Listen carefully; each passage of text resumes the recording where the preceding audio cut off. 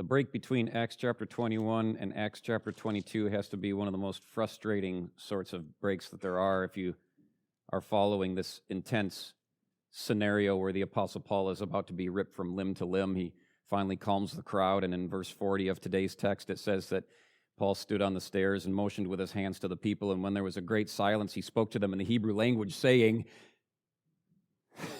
well, what? So they had to wait till next week to find out, and you better come back or you'll be wondering what he said forever, I guess. You have to understand that in the original text, there were no verses and chapters when it comes to the Bible. The translators inserted chapters and verses for quick reference, and I don't know why they put the chapter break there, but they did. I think it's fitting for today's text and the theme that we're going to be following this morning, because there is a chapter that is closing in Paul's life, and it's a very abrupt end to the chapter that he has thus far been living. Up to the point that we're at in Acts chapter 21, the Apostle Paul has lived a very well-rounded Christian life, and nobody could ever argue that fact, especially those of us who have been taking careful look at those details, right? His adventures have taken him all over the ancient world. If you like to travel, he is living a life to be envied because he went everywhere. Not to mention the fact that his spiritual gifts have enabled him to do things that we could only dream of. You ever raised somebody from the dead? Bet not. He has single-handedly changed the lives of countless men and women, including yours and mine, 2,000 years after he died. The Apostle Paul has lived a remarkable life. He spent his entire Christian time as a free man, going as he wishes wherever the Holy Spirit blows him, as Jesus spoke of in John 3:8. And the way that the Apostle Paul utilized the freedom that Christ had given him, just his ability to go wherever was needed, do whatever was required, his ability to travel from place to place, city to city, speak as he did, the way that he utilized his freedom is truly remarkable. And to give pause for a moment, I wonder if we use our freedom in the same intentional way that Paul did. I hope that we do. So Paul was a free man. He utilized his freedom. He did great things. He's lived a well-rounded Christian life, but this morning he's going to be put in cuffs. His entire life is about to change, and here from this point forward, he's going to be a prisoner for the rest of the book of Acts. Again, a chapter in Paul's life is closing. It's been a wonderful chapter, but things are changing now for him. No longer a free man, he is a prisoner. And we have to wonder at this point, if you haven't read the rest of the book, whether Paul is going to make as good a use of his chains, his imprisonment, as he did his liberty. Will he utilize his time in prison and in transit, in handcuffs and shackles? Will he utilize the time that he spends as a prisoner with as much intentionality and as much fruit as he did in his free life? To put it another way, are the best chapters of Paul's life coming to a close? Or was there more yet to be written? Well, this isn't the end.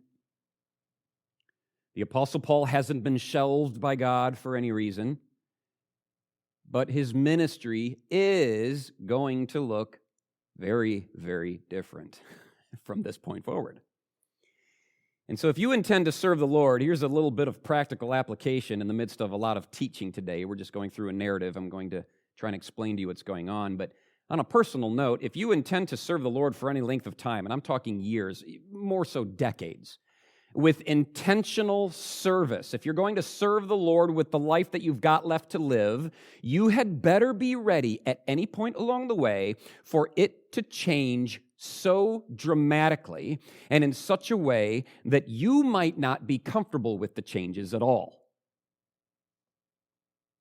You might find yourself longing for the good old days when serving Jesus used to look different.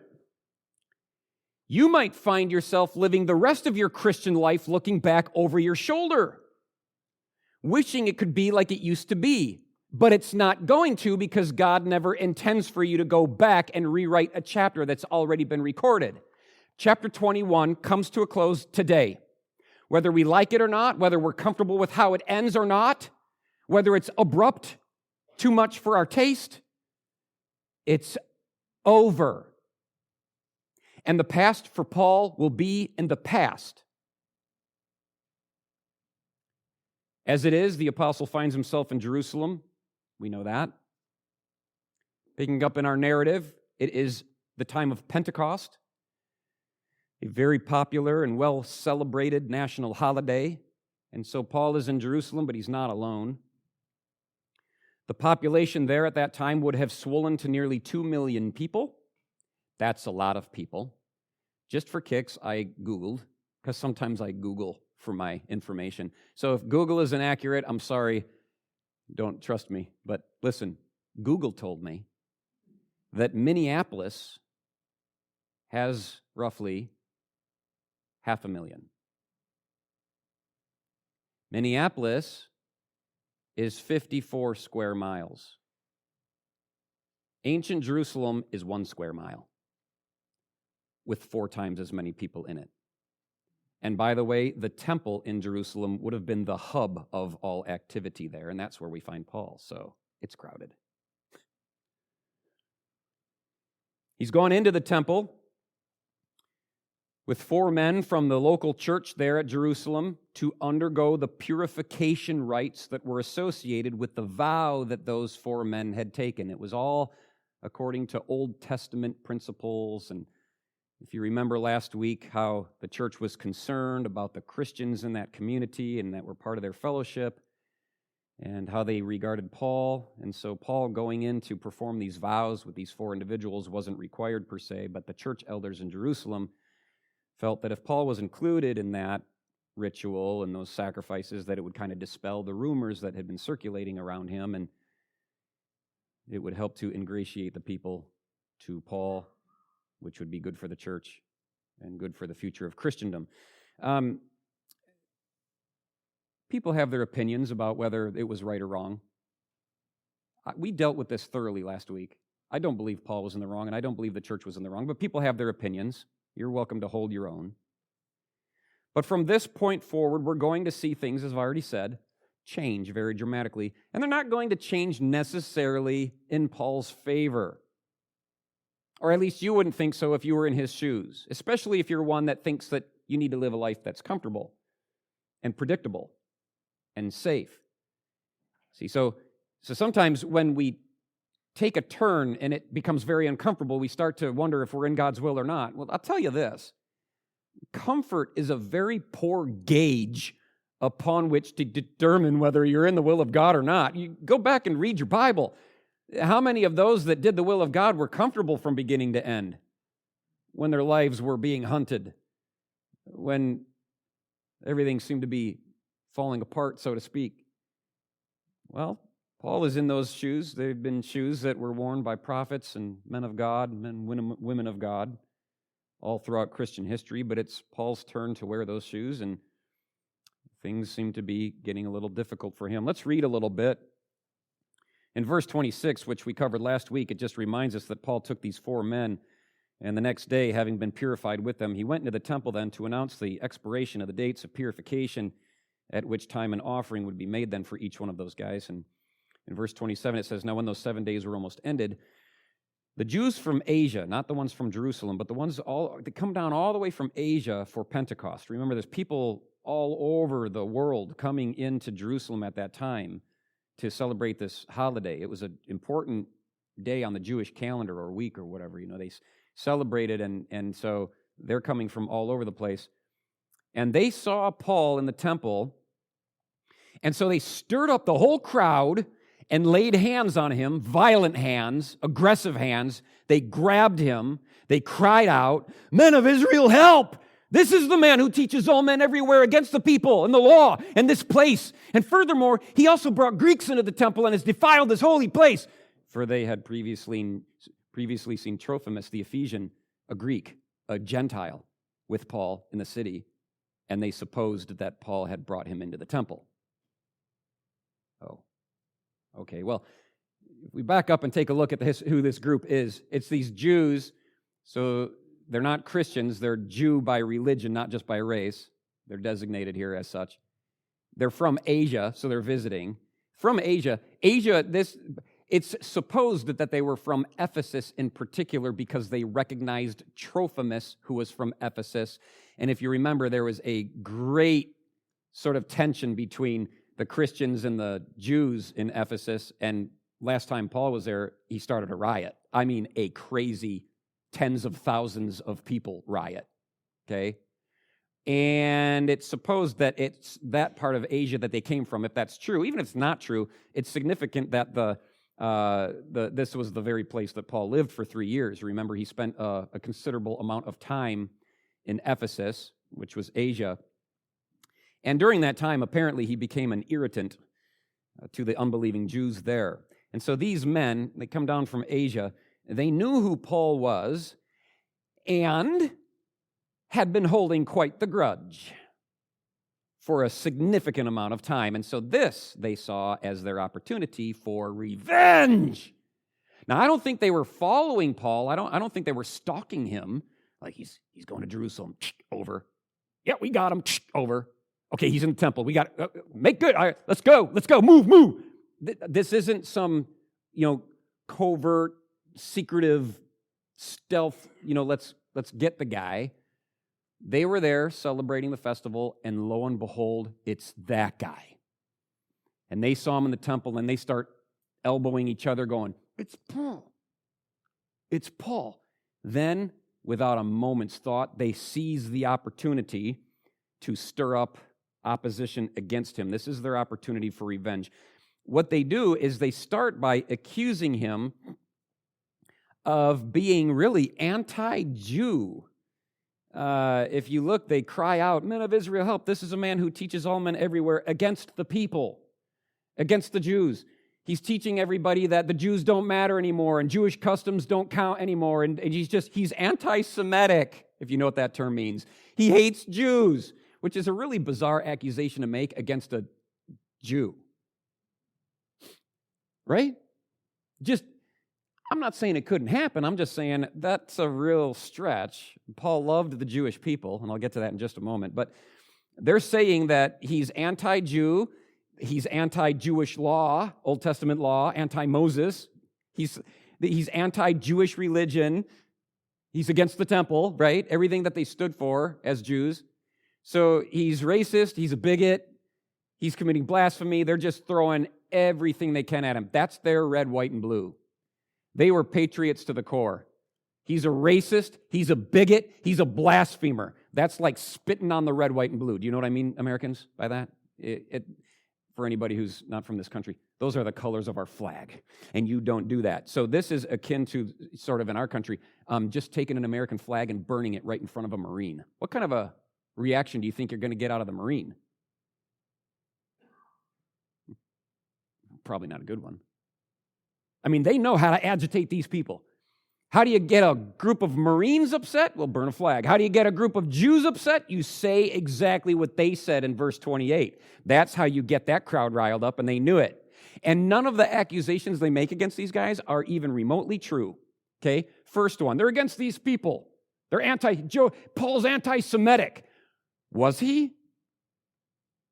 Let's remind ourselves that only a few months prior, he had written the book of Romans and sent that letter off to the Christians in Rome. And in that letter, Paul's heart is revealed in chapter 9, verse 3, when he says, "I would be willing to forever be accursed, cut off from Jesus Christ entirely, if that would save my Jewish brothers and sisters. I'd go to hell if it meant they could go to heaven." So was Paul anti-Semitic? You know the answer now. You can say it. No, thanks. A little urban theater. It's always fun. Second charge is that he's against God's law. He's against the law. Was Paul against Old Testament law? Again, you go back to the book of Romans. And again, he had just written this.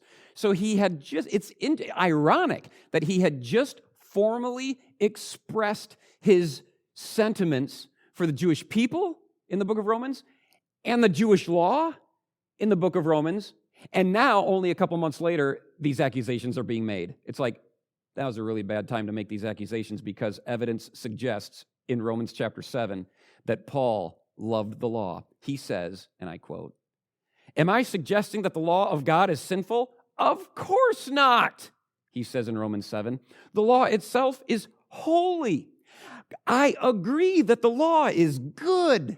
In verse 22 of chapter 7, he says, "I love God's law with all my heart." So was Paul anti-law? Was Paul teaching people to be anti-law? No. He's saying, I love the law, and you should too. Third charge was that he's speaking against this place, meaning the temple. He's desecrated this holy place. Is Paul disregarding the temple in any way? The answer to that is no, and I'll explain. I'll explain why this charge is so severe. The temple, as it was built, was arranged in sections.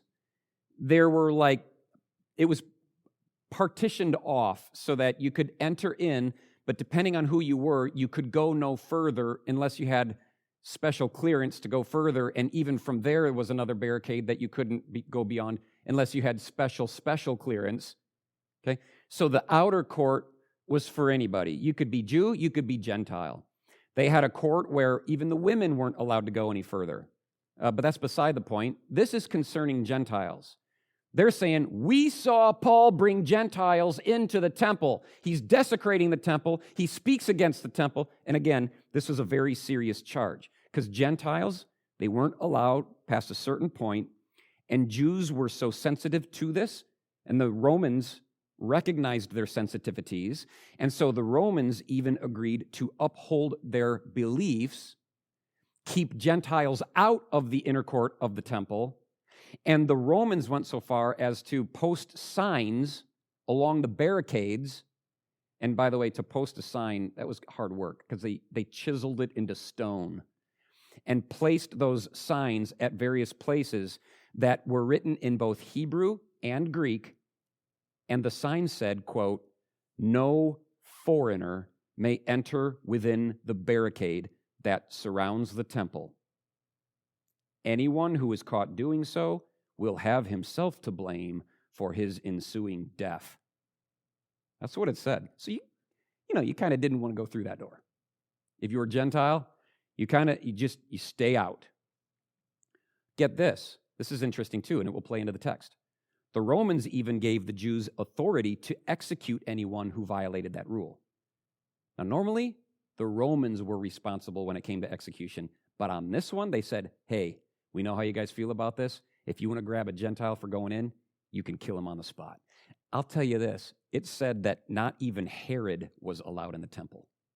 King Herod wasn't even allowed to cross that barrier. And yet they are accusing Paul of bringing his Gentile friends into the temple.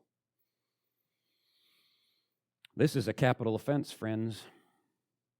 You don't do this. They're crying out, help! He brought Greeks into the temple. Oh, God, he's defiled this holy place. Now, was it true? Was it true? No. It was assumed. It says they supposed that Paul had brought Greeks in there with him because why? They saw him hanging out with a guy from Ephesus in town. And so they assumed. They had no evidence to support their claim. There wasn't a single eyewitness, let alone the 2 or 3 that are needed in a case like this, not a single eyewitness to come forward and say anything and establish their guilt, nor was there any confession to the crime. Trophimus didn't stand up and go, you know what, you're right, I shouldn't have gone in. Paul certainly didn't. So there's no confession, no eyewitness, no evidence. All they got is that they saw Paul and Trophimus together in the city, and so they make this colossal jump that Paul brought him into the temple. Well, they're hanging out. They were at the club, so they must have gone to church together. It's like, I don't know that that's the way it works. Shoot first, and then ask questions later? Yeah, you generally don't do that. This would be like seeing a man talking to a woman in public and then accusing them before everybody that they're committing adultery. Why? Well, because they were talking together. I saw them at the grocery store. They're talking together. Well, how did you get adultery out of that? Well, I saw Paul and Trophimus hanging around in town, and well, how do you get going to the temple out of that? They supposed. That's how you get there. You make an assumption. That's what people do when they hate somebody. They start assuming things about them that aren't true. Whether there's evidence or not, they don't care. Whether there's an eyewitness, whether there's any proof at all, who cares? I hate you. And their hatred for Paul had grown so deep that they allowed themselves to just believe any imagined evil against him that they could possibly think of. That's where it went. They just thought it up and went, well, it must be true. He's that kind of guy. I'll bet he did. No, he's not that kind of a guy. You just hate him. You're that kind of a guy. And no, he didn't do that. You'd like to believe that he did. They gave their own minds unrestricted freedom to make Paul into the worst of villains without any grounds whatsoever. This is what unforgiveness does. This is what bitterness does. It allows its own mind unrestricted freedom to make the person they hate the worst of villains without any grounds. Their thought life became so dominated by an irrepressible desire for vengeance that they exchanged the truth of God for a lie about Paul. And now they're seeking the death penalty against him. And that's risky, by the way. In the Old Testament, Deuteronomy chapter 19, verses 16 through 19 say this. If a false witness, which these guys are, okay, they're just fabricating these accusations. Their own law book says, if a false witness accuses someone of a crime, both the accuser and the accused must appear before the priests and judges in office at that time. And if the witness proves to be a liar, you must impose on the accuser the sentence that they intended for the other person. They're seeking the death penalty for Paul. If they're making this up and they're found out to be lying, they get killed. Which to me shows just how dark they have become in their thinking. Just being around Paul makes them so miserable that they would rather die than to put up with him any longer. Yeah, I'll accuse him of going into the temple. I can't stand that man. I don't even want to share space on the same planet with anymore. So if I live, he must die. If he lives, I'd rather be killed. So bring on Deuteronomy 19. Fine with me. I'm just that miserable. And that's how, pay attention, that's how unforgiveness works. If you've never heard it said before, some people say that refusing to forgive somebody is like drinking poison, hoping that the other person will die. The grudge that these men bear against Paul is killing them, but they're not going to let it go. They're not going to let it go. Even though it's putting their own life and welfare in jeopardy, they don't care. Now, those in that position need to understand that God would have them close a very unforgiving and bitter chapter of their life and start new. These Jews from Asia needed to put the past in the past, learn to forgive and get over things, and move on with a brand new chapter. God would love to have forgiven them of that sin against Paul. God would love to have rinsed their minds of all guilt and all darkness and all the sour feelings that they had toward this innocent man that they were so fond of accusing. But they wouldn't allow God to do that work. So in verse 30, it says the whole city was disturbed. All the city was disturbed, and the people ran together, and they seized Paul. They grabbed him with violence, right? And they dragged him out of the temple, and immediately the doors were shut. Now, as they were seeking to kill him, so now they're doing all they can to beat him to death. It's not like they're seeking the death penalty. Remember, violating that law gave them the authority to do the execution. So they're attempting to kill him. They're beating him with closed fist as hard as is possible about the face and neck, the soft spots, kidneys, stomach, kick, punch, murder. And Paul is getting the absolute life kicked out of him. They were seeking to kill him. When that was happening, there was such a stir that news came to the commander of the garrison that all Jerusalem was in an uproar. The commander of the garrison would have been stationed right just off the temple. They actually would have had a place built adjacent to the temple, so the commander is pretty much right there on site. He hears the screams, somebody's come in there, says, something's going on, and he dashes outside immediately in verse 32, taking soldiers and centurions. He ran down to them, and when they saw the commander and the soldiers, they stopped beating Paul. Of course, they're afraid that they're going to get in trouble. They've allowed themselves to be overcome with such hatred that they took matters into their own hands without thinking through the implications or the legality of it. But if you notice the pronouns here, it's talking about they. They were executing Paul. They dragged Paul out. When they saw the commander, they stopped beating him. Who's it referring to? It's referring to the whole city that was disturbed. The whole city, the people, all the people in the city, not the Jews from Asia. I'd like to draw a distinction between the people who are now doing the execution and the Jews of Asia who have slipped out of the scene. They instigated the riot, but now, from this point forward, those Jews from Asia completely disappear from the narrative. Paul's going to go on trial. I'm going to fast forward to chapter 24, verse 19, where Paul is making an indictment against them, saying in front of the officials, those Jews from Asia ought to have been here before you to object against these proceedings if they had anything against me. But obviously, they didn't come to court. Somebody needed to subpoena these guys, but they wouldn't have paid attention if they had been served their papers. Their charges against Paul can't be substantiated, and they know it. And so they just bailed as soon as they had the chance. They're not interested in sticking around for court.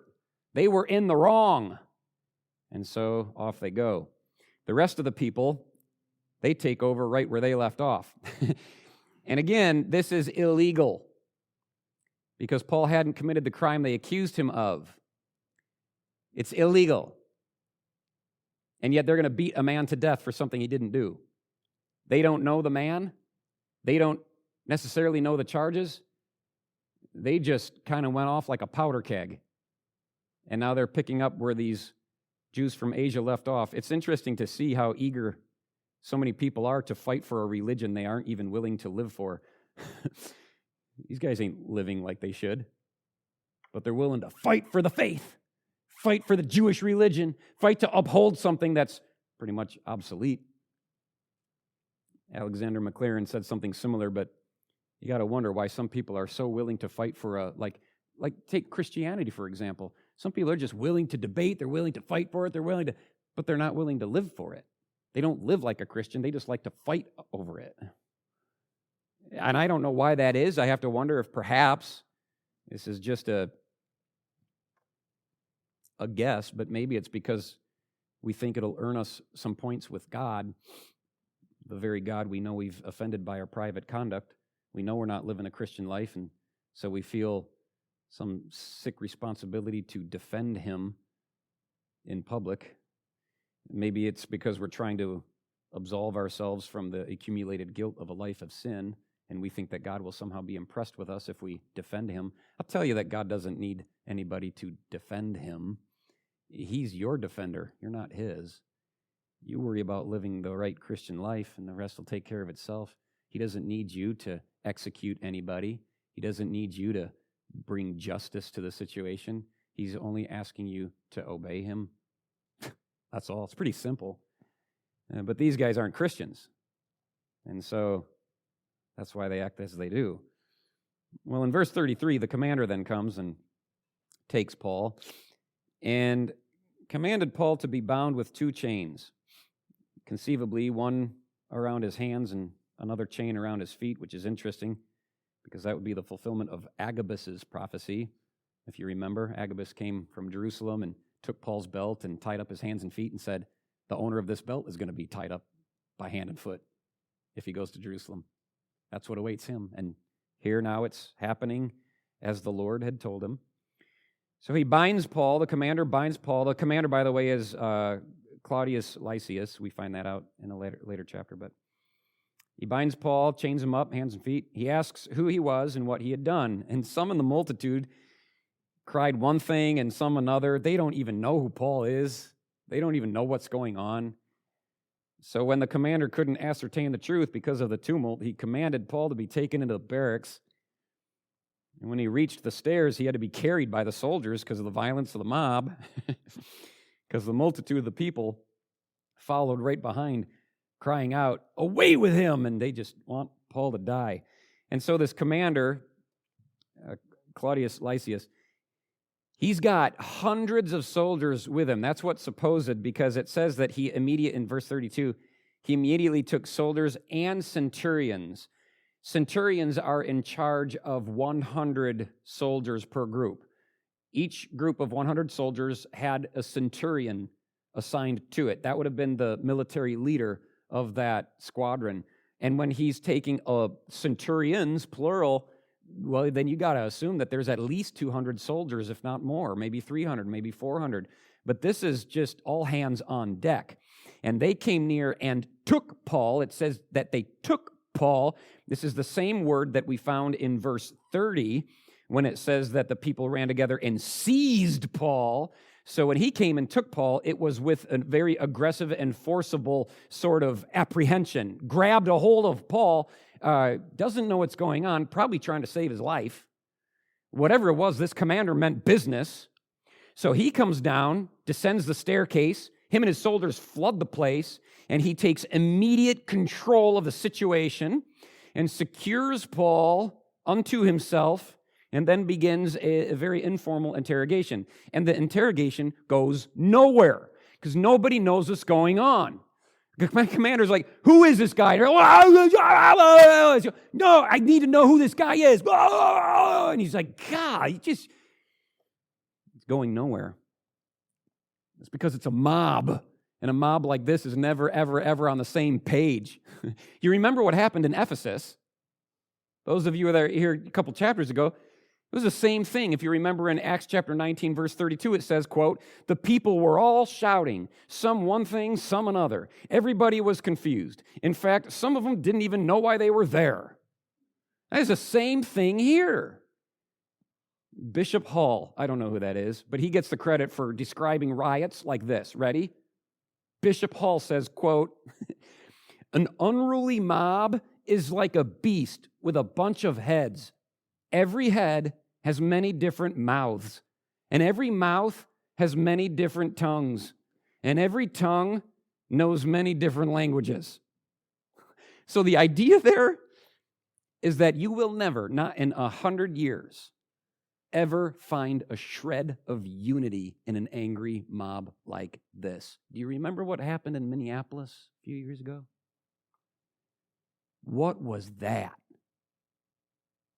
Utter confusion.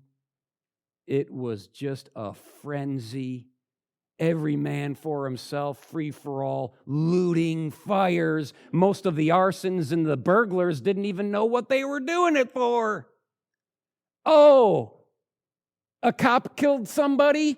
Who cares? Get me the flat screen. Woo! That's what it's like. That's a mob for you.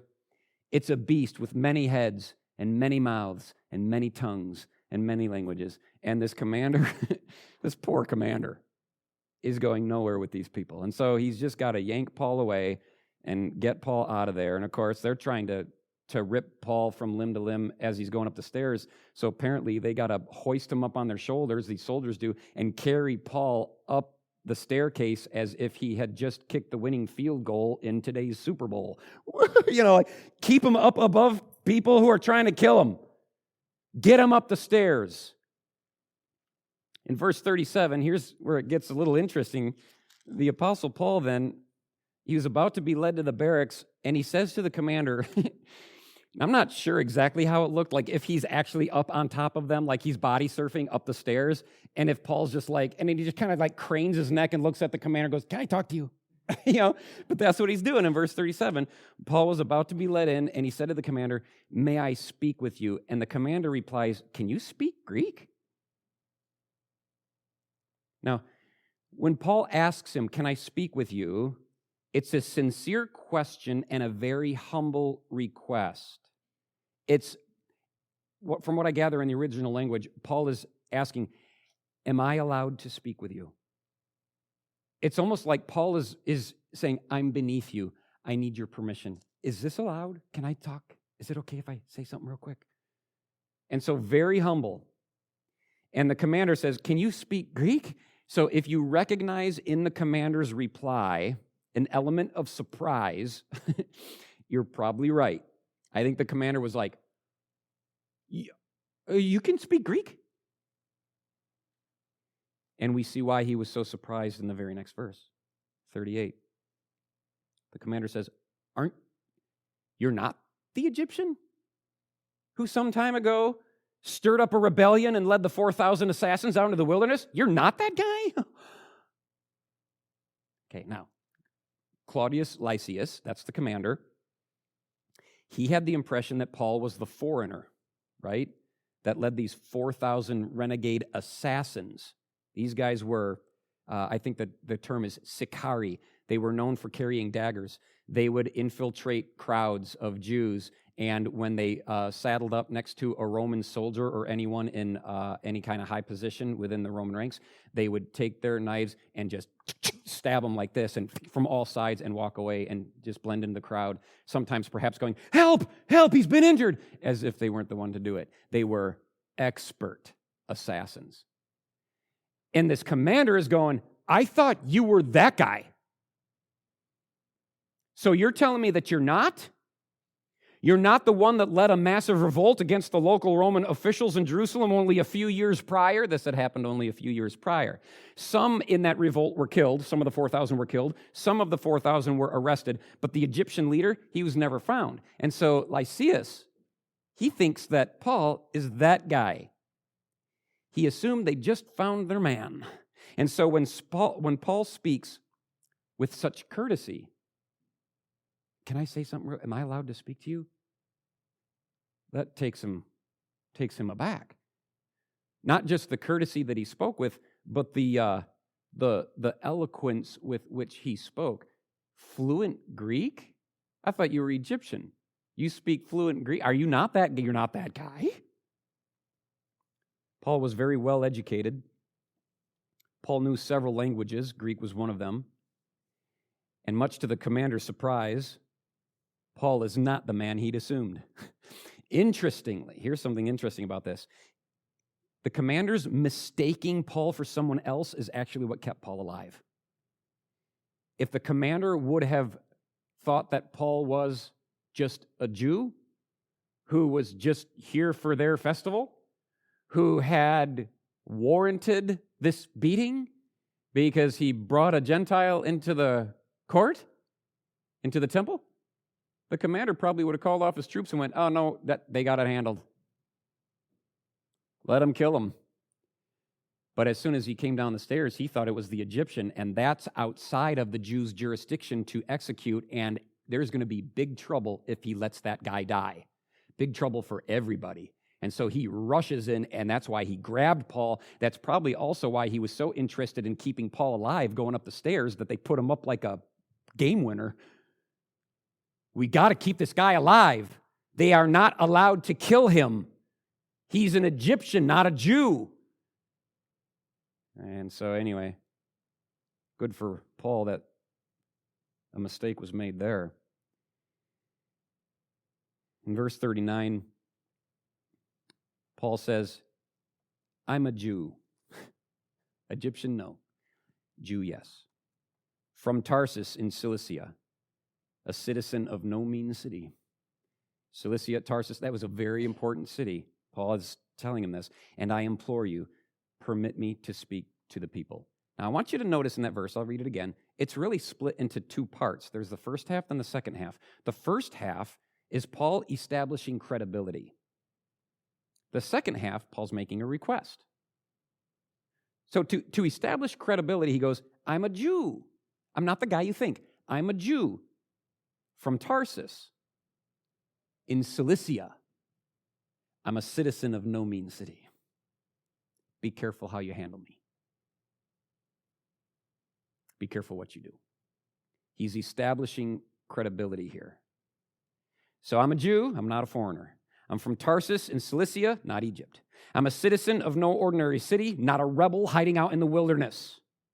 Now, what's interesting about Tarsus in Cilicia is that it was established as a, quote, free city. What's a free city?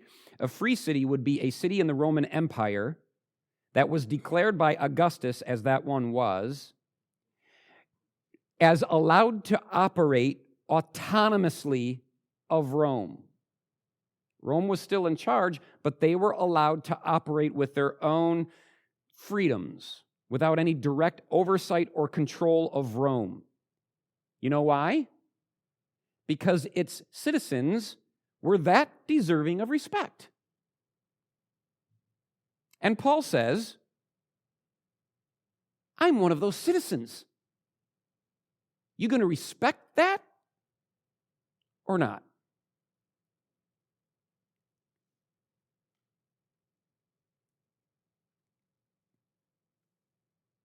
So now he's established credibility.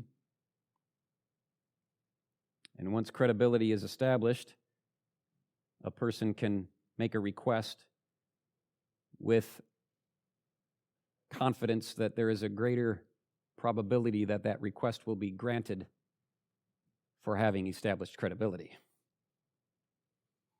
He's done the first part. Now what's he going to ask for? Knowing that the commander very well might grant his request. So what's Paul going to ask for? Is he going to implore, get me out of here? I beg you, I implore you, get me out of here safely. Is that what he's going to ask for? He's gone through the trouble of establishing credibility. He gets to ask for anything he wants. What's he going to ask for? Don't let these guys kill me. Take the cuffs off. Lead me to the edge of the city and let me go. None of those things.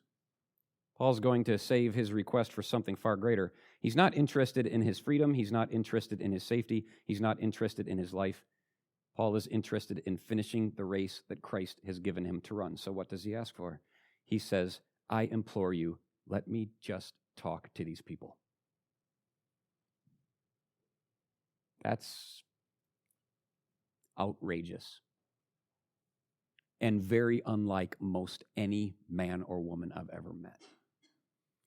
You have just been nearly mauled to death by a crazed group of violent murderers. They've surrounded you, beating you and kicking you. You were saved by the police in the nick of time. And even after you arrived, they were still trying to end your life. And you want to go back into the fray and have a quick word. Now, wouldn't we all be like, get me out of here. Put me in protective custody. Escort me to a different city altogether. Just keep me safe. Not Paul. He says, I'd like to talk to these people.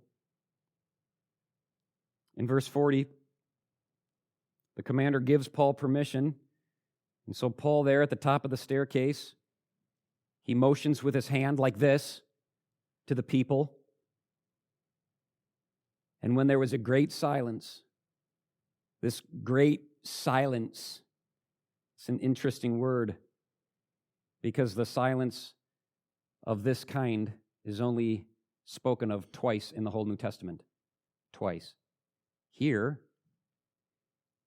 and in Revelation somewhere, 8 maybe, when the seventh seal is opened by Jesus Christ and all of heaven goes silent for a half an hour. Only here it's preceded by the superlative great. This was a great silence.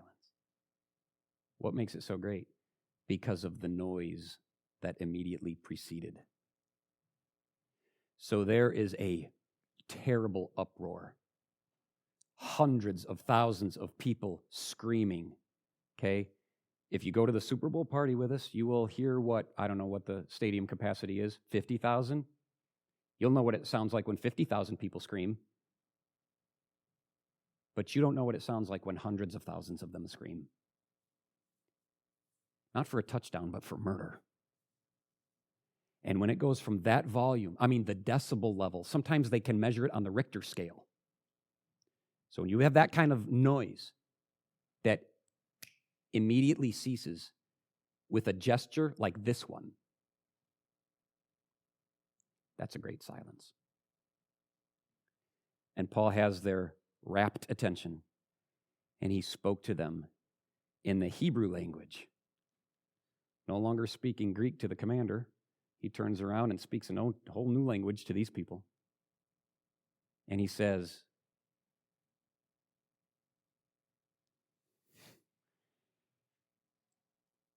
I got to stand like this for a week. What's he going to say? He gets to say anything. He's got Roman authority to speak. He's got thousands of people to shut up. He gets to say anything he wants next week. What do you think it'll be? Is he going to blame shift? Is he going to blame shift and say that the elders in the church here, the local church, they put me up to this? It ain't me. It's them. Listen, they made me do it. What's he going to say? Will he blame shift? Maybe he'll do what some of us would do, and he's going to sheepishly apologize for what he did. Even though in his conscience he doesn't think he did anything wrong, he's just, for the sake of social harmony, he's going to go, I'm sorry, I didn't mean to offend you. Will he do that? Will he just stand up there and blubber like a coward, beg for his life? Please, no, don't kill me. Is that what he's going to do? We'll have to find out next week, but I'll tell you this. Paul's not ashamed of where he stands. Paul's not ashamed of the chains that he wears. Paul is confident in where he is before God Almighty, and he's not going to take back anything that he has done or said so far. He's not going to recant. I'll tell you this, I think the Apostle Paul, right then and there, is as excited about his future as he has ever been. This might be the end of his freedom, but this is not the end of his ministry, and the Apostle Paul knows that probably better than anybody then and now. This chapter of his life might be over, but there's a whole new chapter about to begin. In fact, Luke, the author of the book of Acts, devotes almost as much space to the details of Paul's ministry after his arrest as he does before his arrest. Roughly 7.5 chapters each. So there's a lot more to come. There are a lot of chapters left to be written in the life of the Apostle Paul. We need to understand that if you're going to serve Jesus like Paul did, and like we try, then you have to understand that your life is going to sometimes take a turn that you don't like. But can you stand where you are when that day comes, knowing that you've arrived in that uncomfortable place because you've been following the Lord? Because you don't want to be standing where Paul finds himself this week, knowing that you're there because you weren't. Knowing that you're there because you've been living a life of disobedience. That you've been sinning against his commands and doing what you want. You don't want to find yourself in Paul's position where a chapter closes on your life, a beautiful chapter closes in your life because of some stupid thing that you did. You want chapters to close and new ones to open because God is still writing the script.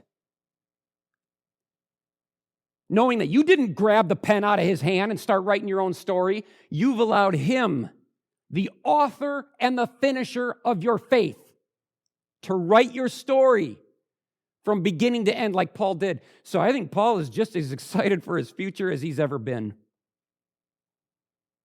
It is so difficult, though, for you and I when we're in a position like this, to let go of the past, especially when the present is so difficult and the future looks so bleak. Yet Paul was able to do it. Paul's past looks far more appealing to me and you than his future does, unless you really enjoy prison time. I mean, would you rather be free? Or would you rather be in confinement? Paul didn't look at his life in those terms. He looked at it as, I'm either a slave of the Lord Jesus Christ or I'm a prisoner of the Lord Jesus Christ. And here marks the beginning of the chapter where he's a prisoner of the Lord Jesus Christ. I am a prisoner. I am not ashamed of his chains. I am not. Paul would soon write a letter from his prison cell. It's a letter that you and I have read if you're a Bible student at all. It's called Philippians.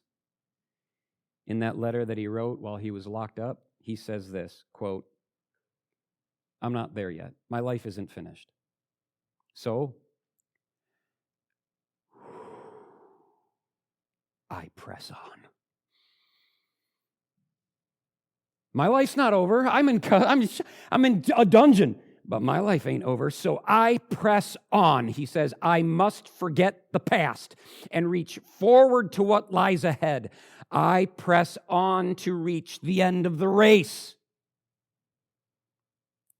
Did you hear what he just said? I must forget the past. The glory days when I got to come and go at will. When I used to buy my own ticket, to board my own ship, to sail to my own island at my own discretion and the Lord's lead. But now I go where Rome wants me to go, by chains, in a paddy wagon or a paddy boat or whatever you call that. One prison to the next. And Paul says, so I have to forget how good life used to be. I have to forget the past and go, this chapter is about being a prisoner for Christ. It might not be comfortable. It might not be safe. But I have to let the last chapter of my life close because this is what God wants now. How are you going to finish your race well if you don't adopt the same mindset that whatever the Lord brings as you serve Him and walk in His will, if you can't allow yourself to understand that God ordained it, whether you like it or not, this is God's will for you in Christ Jesus. We will all live a life where chapters end and new ones begin until, of course, we reach the end and the final chapter has come to an end. That's called death. We have a saying around here, our life is a story. Let's make it good. Your life is a story. Let's make it good. You say, how do I make it good? You give God the pen. He'll write you a wonderful story. Paul is proof. We're still reading about it now, aren't we? God wrote him a wonderful story. It's one of the few worth reading.